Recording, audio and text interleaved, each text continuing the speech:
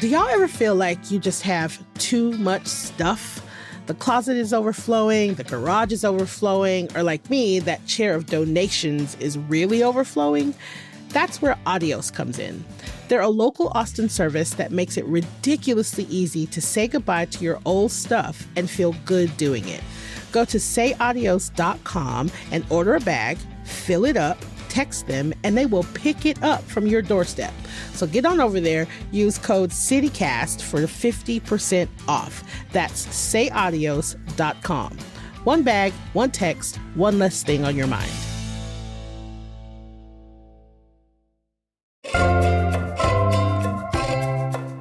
Today on CityCast Austin, it's the second part of our Prop Q debate.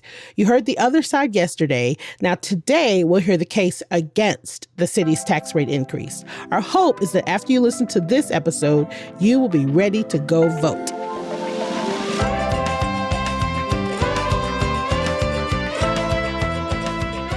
It's Thursday, October 23rd. I'm Nikki Devon, and this is what Austin's talking about.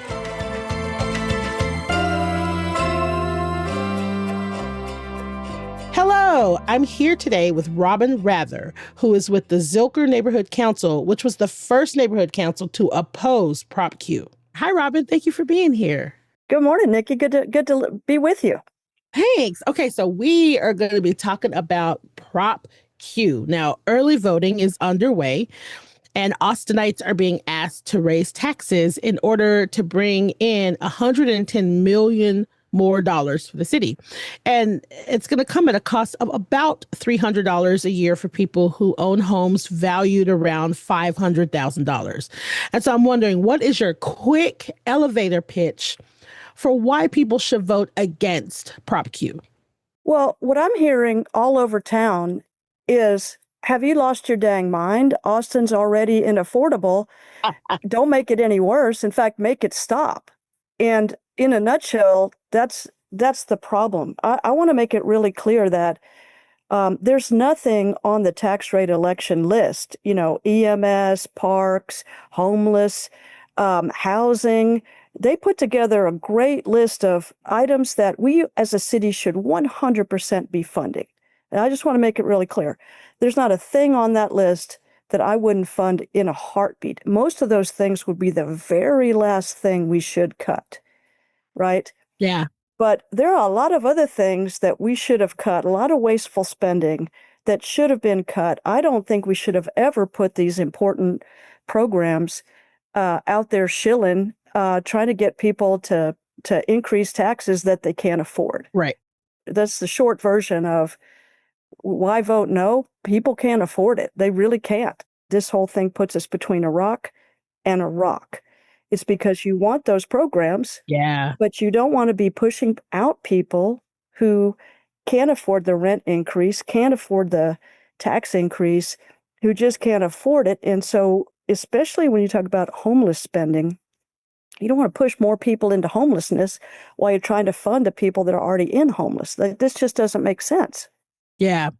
So now, according to the latest campaign finance reports, organizations supporting Prop Q have raised more than $130,000. And about half of that has come from organizations that work with the city, again, like you mentioned, to provide homelessness services.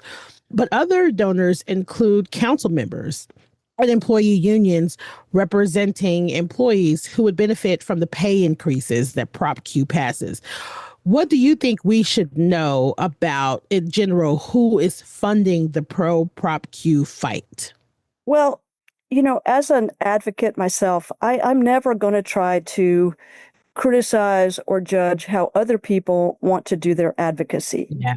If the mayor wants people to vote for this and he wants to put his PAC money on the line, or the nonprofits want to put their hard-earned money on the line, I'm not going to be one that criticizes that. I'm just not going to do it. Yeah. I will say that what's more interesting to me than who's funding it is actually the grassroots part of this, right?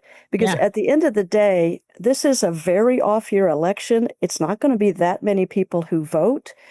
And to me, when I first heard about this, I called my fellow advocates over in District 1. I called former council member Ora Houston, can people in your district handle this? What are you thinking? I called Susanna Almanza over in District 3. She's the head of PODER, East Austin-based environmental group. I'm like, Susanna, what do you think, for or against?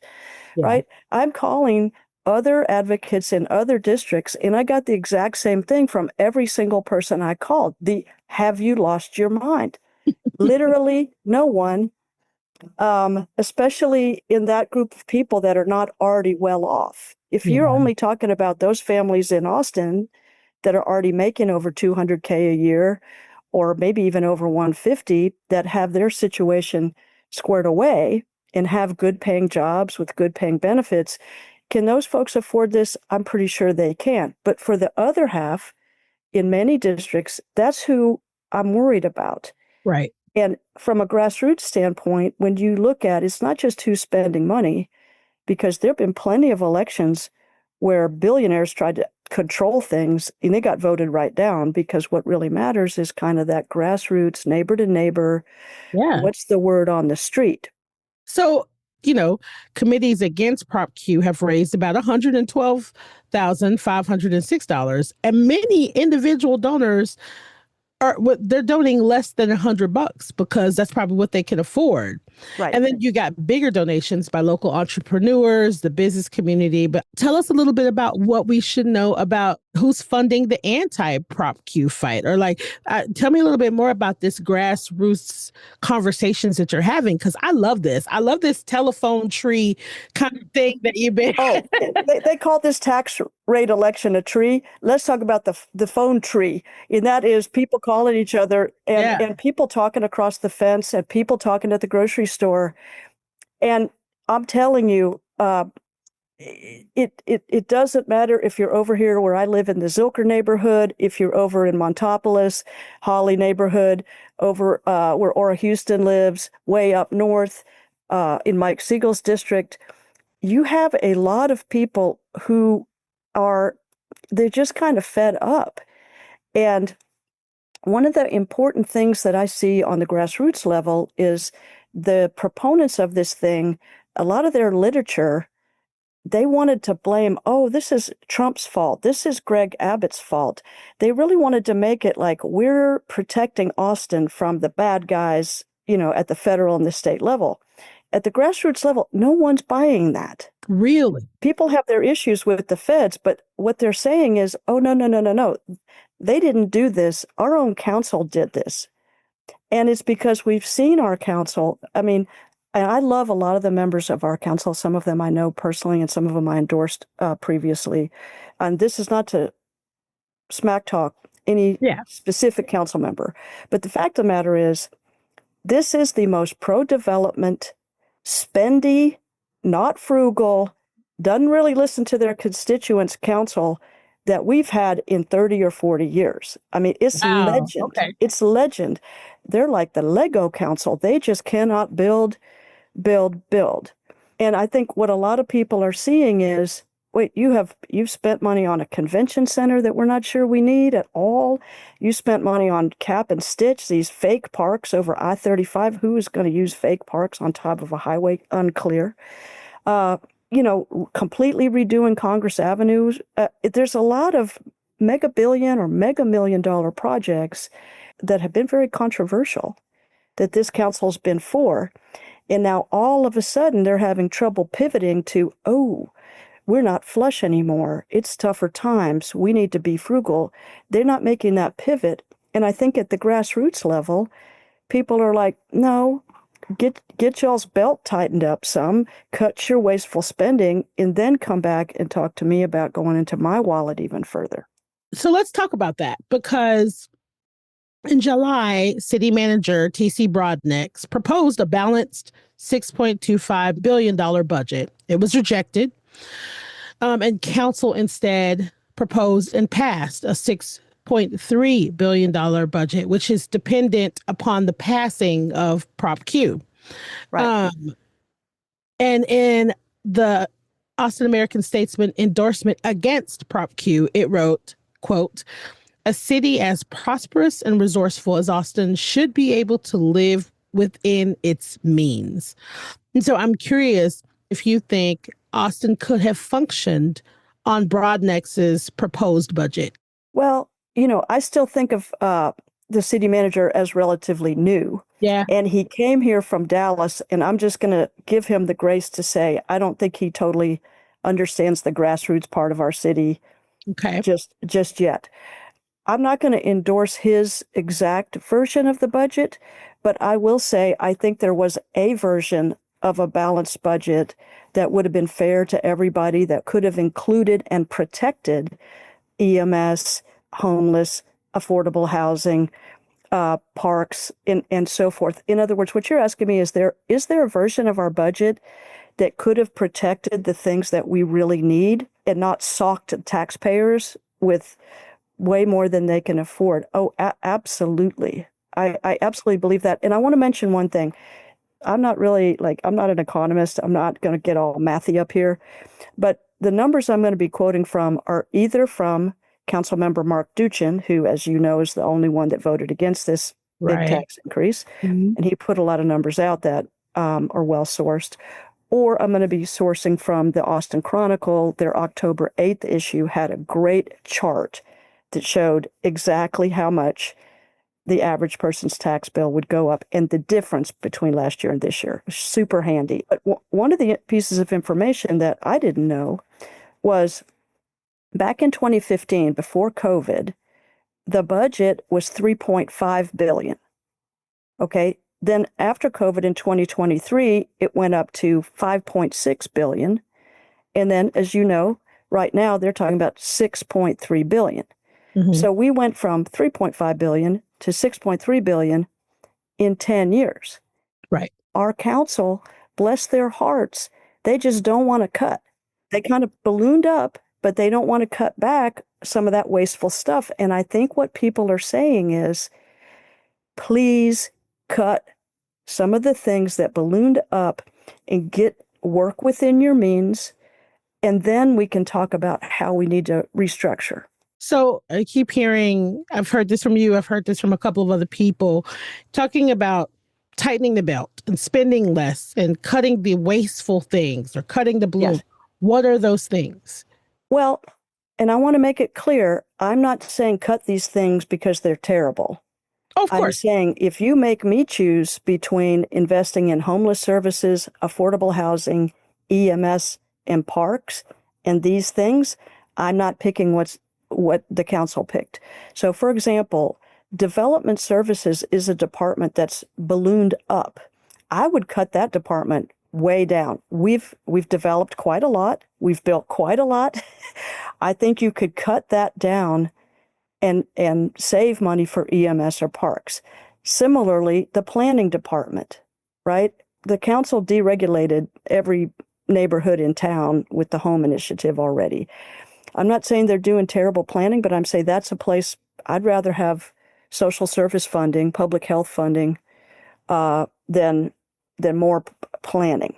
The transportation budget, I would cut not the whole transportation budget, but a pretty big chunk of it. One thing that a lot of people have studied is something that Austin's not great at right now is corporate philanthropy. Houston and Dallas, their corporate partners end up picking up the tab for a lot of things. In Austin, we're not really doing that. I would go straight to Live Nation and say, hey, you donate a little bit of what you make off of Zilker Park every year, but we got tough budget times. Let's talk real dollars, cash on the barrelhead. How can you help us significantly fund our parks? They do a little bit of it now, but not significant amounts. That would be a suggestion I'd go for.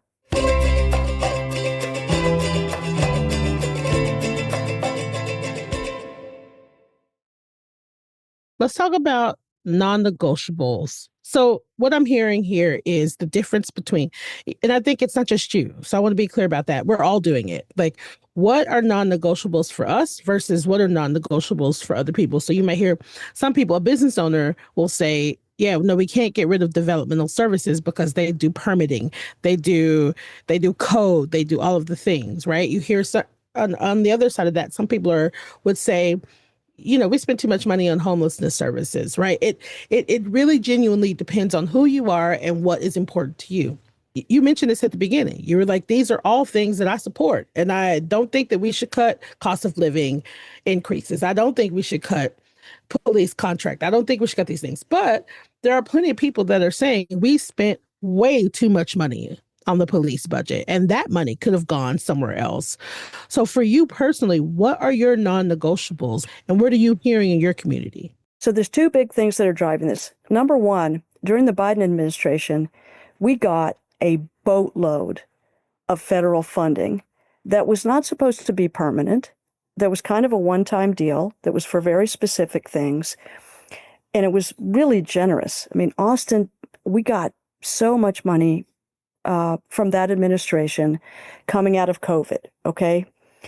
But it was never supposed to be a permanent thing. So that drove a lot of our budgeting up because we had that federal money and they never planned for, what do we do with these cool programs if it goes away, which it did, right? The second thing, as you mentioned, I absolutely appreciate our first responders, our EMS, our fire, and our police. We need them, okay? And we need to have a safe Austin. Many people said at the time, I didn't say it, but many people who are really expert in police contracts said they thought that what we offered the police was going to affect our budget, and I think they were dead right. Okay, I'm not saying police shouldn't get paid as much as we can pay them. I feel the same way about EMS and fire, right?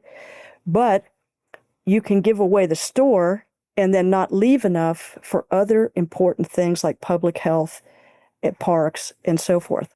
And this is what I'm really trying to say is, for me, I would cut every single thing that has to do with concrete, construction, placemaking, and to some extent, I would be willing to put deep cuts on transportation, right? I'm not saying cut it all, but I'm saying you could carve big chunks out of those categories, leave the services that help people, especially the most vulnerable people. That would be the last on my list to cut. I want to speak out right now. There's a huge news story that the state DPS have been in Austin since last Tuesday doing sweeps on our homeless. It's not the city of Austin, it's the state has decided it's going to come in and sweep the streets of our homeless neighbors. And I really feel for the homeless. I don't think that's how that should be handled. And I would probably protect the homeless and protect affordable housing and protect public health above all else. I would literally take care of the most vulnerable people before I'd even think about spending money on something like the convention center, cap and stitch, fancy plaza, roadways. I would never spend money on that. Now, if I had it to spend and I could spend on everything, if I could have the whole enchilada, well, yeah, I want the whole enchilada if I can have it. But if I can only have a little bit, if I've got to tighten my belt, I'm going to pick people over discretionary construction projects every time. So what I'm hearing from you, it sounds like, is knowing that we have this deficit, you would just kind of ease up or halt altogether all of this focus on growth and expansion and convention center and tourism and all this stuff. You would dial back on that. Am I hearing you correctly? I might not kill it all, but I'd dial it back pretty hard because we've been doing that. We funded billions of dollars of that kind of thing while evictions are going up, displacement is through the roof. People were like, I can't afford Austin. I'm going to move to Kyle, or I'm going to move to Hays County. I'm going to move to Round Rock, or I'm going to move to Arkansas. And you can't have a thriving city if you're driving people out and closing schools. And that's why I'm saying I don't want to make hard choices, but I will. And I think this council, instead of making hard choices, they were just like, oh, let's just go get another $100 million and hope that people don't see us as too spendy. And what I'm hearing at the grassroots level is these people are way too spendy, and it shows.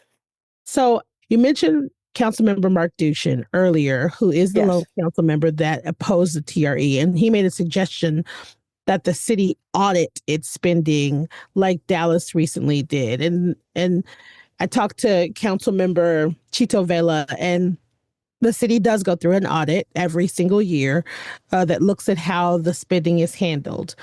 But my question is if we are to follow that logic that there should be this city audit, I'm guessing citywide audit, just audit everybody, right, to figure out Yep. where the leak is, so to speak. Mm-hmm. If the idea is to audit, you've already mentioned development services. Yeah.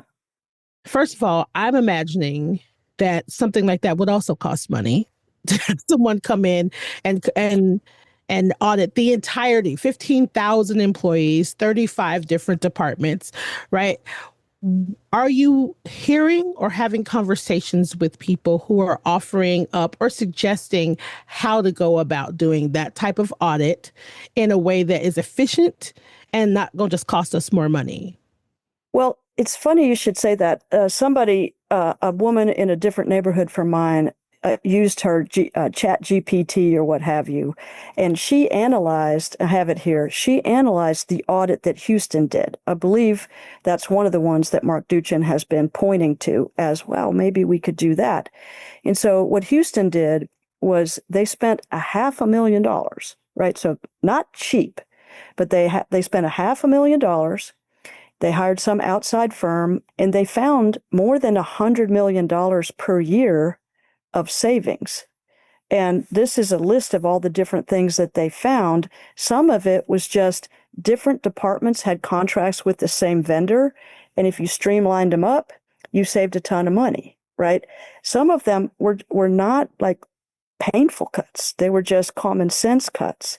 And I will never want to call Councilmember Vela out, but I do not believe the Parks Department, just to pick one I'm super familiar with, I do not believe there's been an audit of the Parks Department. In fact, people have asked for one and been denied one.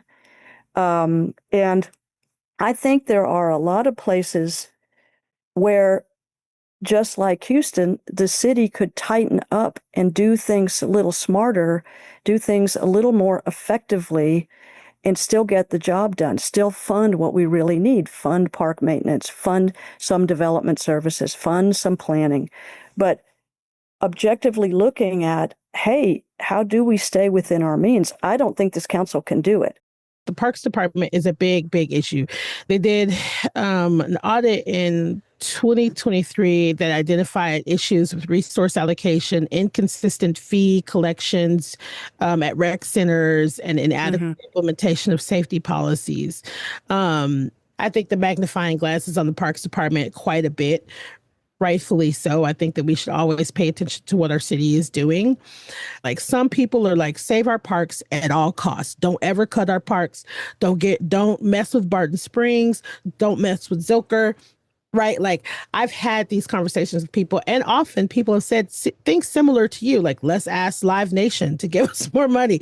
But in doing these audits and doing these small cuts here and there and here and there, I think one thing that Councilmember Vela said, and others, not just him, I don't want to keep pointing him out, it's just because I just talked to him, but he was like, those cuts don't add up to enough to cover the cost of a living wage increase for employees. I'm really curious about, especially since you're talking to people in the neighborhood, are you hearing people that are also like, yes, let's dig into transportation, or let's look at parks? Or are you hearing people say, no, not parks? They agree with you. They don't want the tax rate increase, but they're thinking of other places that they think we should cut. Are you hearing other options? Well, one of the points that my friend, former council member Ora Houston, pointed out at the No on Prop Q press conference, which was huge and great, in her comments, she was noticing that she felt that the community had not been, and she means like the larger community, hadn't really been brought into the dialogue around the cuts. Okay. Oh. Around the cuts. And so, for example, I don't think people, and I wouldn't want to live in a city where everybody agreed on everything. You know, part of what makes a city alive and vibrant is you got different points of view. Mhm. But I do think that a strategy that might have worked better, because I want to just say, I feel for the Prop Q, the so-called love campaign. They're having a really hard time selling this. I think you can see it, you can feel it. Polling shows that even among Democrats, only about 40% are going for this thing. The vast 60% are not necessarily going for it. And especially the way they've tried to sell it. And so a strategy that might have worked better for them would have been to say, okay, instead of trying to jam this TRE together in 3 or 4 weeks, an alternative might have been, look, let's wait 1 year. Let's really do this right. Let's see if we can cut. Let's challenge ourselves to cut, because TC Broadnax brought his version of cuts, but the council didn't say, oh no, we don't like what you cut this instead. They were just like, oh, we don't like what you did. We'll heap on top of it all the things that we want without, I think to me, if I were TC Broadnax, I'd feel like it was disrespectful. It'd be like, hey, let's do a balanced budget. But if you don't like what I cut, then show me what you would cut. Let's not just heap it up on people. But I think waiting till next year, when you have a midterm election where you're going to have more voters and you would have had more time to really do the work, that might have been smarter, in my view. In hindsight, maybe it's easy for me to say that. I think, I don't know how the election's going to turn out. I think it's going to be, either way it goes, it may be very close because such a small pool of people are going to be voting. I mean, best case is probably about maybe 20% of the voters, Yeah, maybe if it gets good. maybe. But what's important to me is, however this goes, we need to not let the Prop Q election divide us up. Mm. I think we need to say, however it goes, okay, that happened. Let's unify back up and let's help the city council make the very best decisions they can possibly make. This tax increase is a forever tax increase. It's not like they're like, ooh, we're a little short next year. Let me call my auntie and borrow some money so I can pay my bill and then I'll pay you right back. It's forever. Yeah. It's forever. And that's not just $100 million this year. That's $100 million forever. That starts to add up. And that $100 million, it's either going to stay in regular people's pockets or it's going to go to a city council that so far a lot of people think is kind of spendy. And that's where I think we have a lot to do after the election to pull everybody back together and get some really good consensus. It sounds like either way, the city is going to be in for some sort of discomfort. So if you vote for Prop Q, your taxes are going to go up. If Prop Q doesn't pass, we're still getting cuts. Things are still going to get cut. If you're talking to listeners right now that have not voted and they don't know, because I'll be super honest with you, I still don't know how I'm going to vote. I've been going back and forth for a couple of weeks now. So I'm curious, like, what is the most important thing that you want people to know, or that you think people should know as they head to the polls? One of the most important things is, just because they're putting these particular programs on the ballot doesn't mean if it doesn't pass, they'll get cut. In other words, the council can go back and say, okay, that we don't have that 100 million, but we can trade something over here in development services or transportation and still fund some of our homeless work, still fund some of our public health work, still fund some of our park work. They need to do that. So even though the other side is making it, I heard one of them yesterday, oh my God, if this doesn't pass, they're going to close all the pools. That's what they did in Dallas. Let's not be falling for that. The council has its full freedom to recraft the budget around the real priorities that they have and that we have.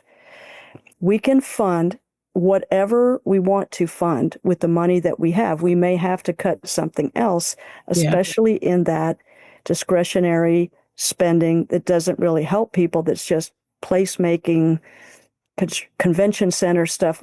There's all kinds of things we could cut that doesn't hurt people like these programs would if they got cut. And that's all I would say is vote how you want.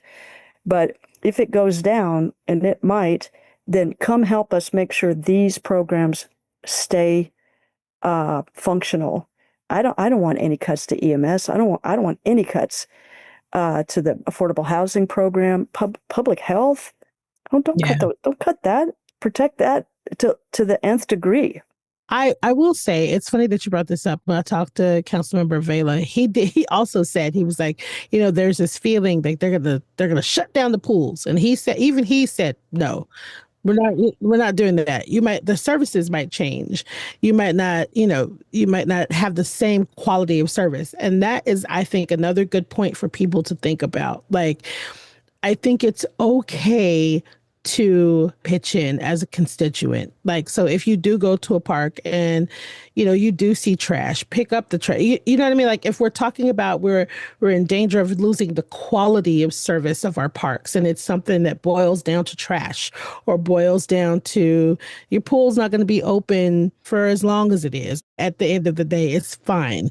We can pitch in. We can be a little more mindful about how we use our public restrooms. There are ways that we can pitch in as constituents.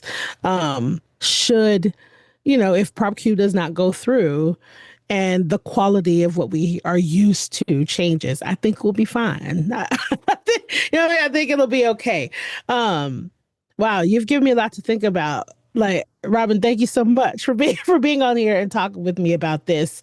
I mean, I've talked to a couple of people that are like, I don't know what to do. For me, one of my non-negotiables is a living wage, a cost of living increase. That is a non-negotiable for me. I do want people to have that.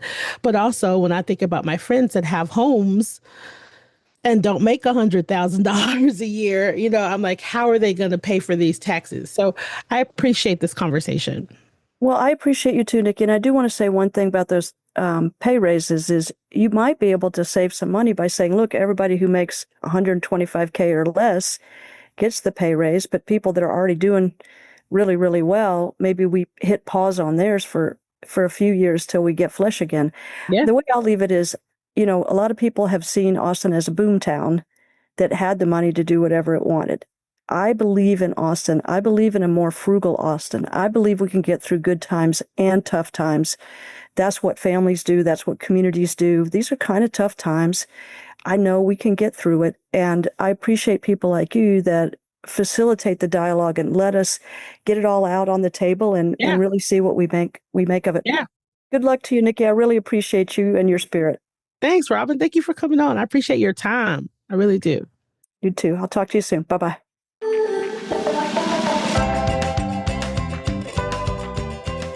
That's all for today here on CityCast Austin. You can find links to information opposing Prop Q in our show notes. You can also find yesterday's episode, which focused on the case for Prop Q.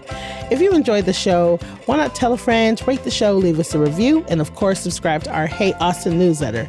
And you know what? We love having these hard conversations. We love debating. We love talking about our city. And if you love it too, support us by becoming a neighbor today at membership.citycast.fm so we can continue to bring you these awesome interviews and conversations. We'll be back tomorrow morning with more news from around the city. Bye, y'all.